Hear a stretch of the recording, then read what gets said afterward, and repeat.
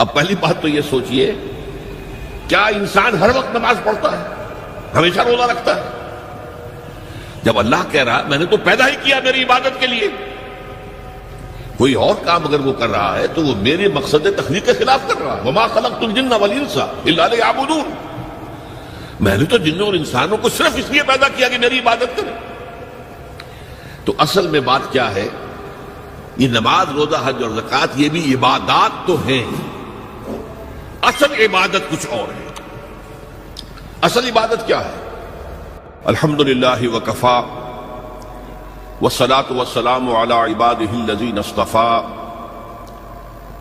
خصوصاً علی افضلهم وخاتم النبیین محمد الامین وعلی آلہ وصحبہ اجمعین۔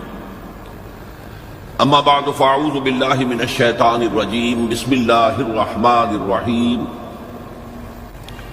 رب اشرح لي صدری ویسر لي امری واحلل عقدۃ من لسانی یفقهوا قولی۔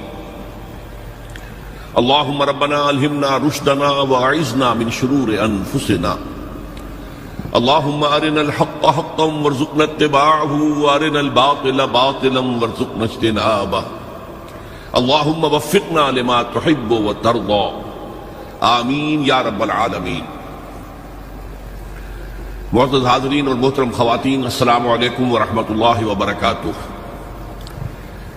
آپ کے علم میں ہے کہ میرا آج کی گفتگو کا عنوان ہے کلمہ طیبہ، اور اس کے حوالے سے یا اس کی روشنی میں ہمارے دینی فرائض۔ بچپن میں مجھے امید ہے کہ بہت سے لوگ خوش نصیب ایسے ہوں گے اس مجمع میں جن کی تعلیم کا آغاز قاعدہ یسرنا القرآن سے ہوا ہو یا نورانی قاعدے سے ہوا ہو، اور پھر اس کے بعد حضرت مولانا مفتی کفایت اللہ رحمۃ اللہ علیہ کی کتابچے تعلیم الاسلام جو ہے انہیں پڑھائے گئے ہوں۔ ظاہر بات ہے کہ آج کل وہ رواج ختم ہو چکا ہے، آج کا ہمارا دور مادہ پرستی کا ہے۔ ہماری تعلیم میں بھی آپ کو معلوم ہے کہ کنڈر گارٹن جو ہے اس سے بات شروع ہوتی ہے، اور ممی اور پاپا یہ الفاظ جو ہیں وہ بچوں کو سکھائے جاتے ہیں، اللہ اور اس کے رسول کا نام عام طور پر نہیں پڑھایا جا رہا۔ لیکن یاد ہوگا آپ کو کہ اس سلسلے میں سب سے پہلے ایمان مفصل، ایمان مجمل یاد کرائے جاتے تھے، ایمان کیا کیا ہے، پھر 6 کلمے پڑھائے جاتے تھے۔ یہ 6 کلمے یوں سمجھیے کہ اسلام کی تعلیمات کا لب لباب اور خلاصہ ہے۔ ان میں سے پہلے 2 کلمے کیا ہیں جو اہم ترین ہیں؟ کلمہ طیبہ، لا الہ الا اللہ محمد الرسول اللہ صلی اللہ علیہ وسلم۔ یہ مختصر ترین کلمہ ہے، اسے ہم کلمہ طیبہ کہتے ہیں، اور یہ سمجھیے کہ ہمارے دین کی جڑ اور بنیاد اور اساس ہے۔ دوسرا کلمہ اسی میں لفظ شہادت کا اضافہ ہو کر اشہد ان لا الہ الا اللہ واشہد ان محمد الرسول اللہ صلی اللہ علیہ وسلم۔ یہ کلمہ شہادت جو ہے یہ اسلام میں داخلے کا شاہ درا ہے۔ شاہ درا، در کہتے ہیں دروازے کو، شاہ درا بہت بڑا دروازہ۔ جو لوگ دلی سے واقف ہیں انہیں یاد ہوگا، معلوم ہوگا کہ دلی جو ہے وہ جمنا ندی یا جمنا دریا کے مغرب میں واقع ہے، اور مشرق سے جو بھی آتا ہے یو پی سے، اس کو پہلے ایک قصبے سے گزرنا پڑتا ہے، جس کے بعد پل آتا ہے جمنا کا، اور اس قصبے کا نام ہے شاہ درا۔ اسی طرح کا شاہ درا ایک لاہور میں ہے۔ لاہور جو ہے وہ راوی کے جنوب مشرقی کنارے پر ہے، آباد ہے شہر۔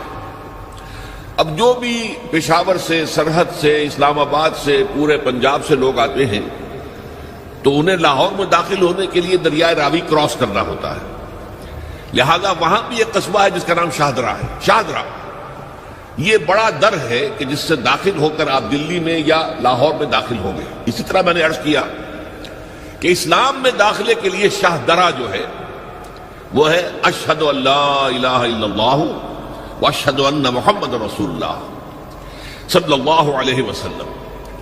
آج میں انہی 2 کے حوالے سے آپ کے سامنے کچھ باتیں رکھ رہا ہوں۔ باتیں بالکل بنیادی ہیں، اور میں سمجھتا ہوں کہ آپ کے ذہنوں کے اندر موجود ہیں۔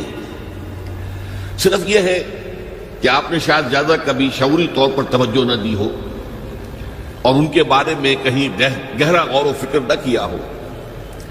دیکھیے پہلا جز کیا ہے؟ لا الہ الا اللہ، کلمہ توحید ہے یہ، اللہ کے سوا کوئی معبود نہیں۔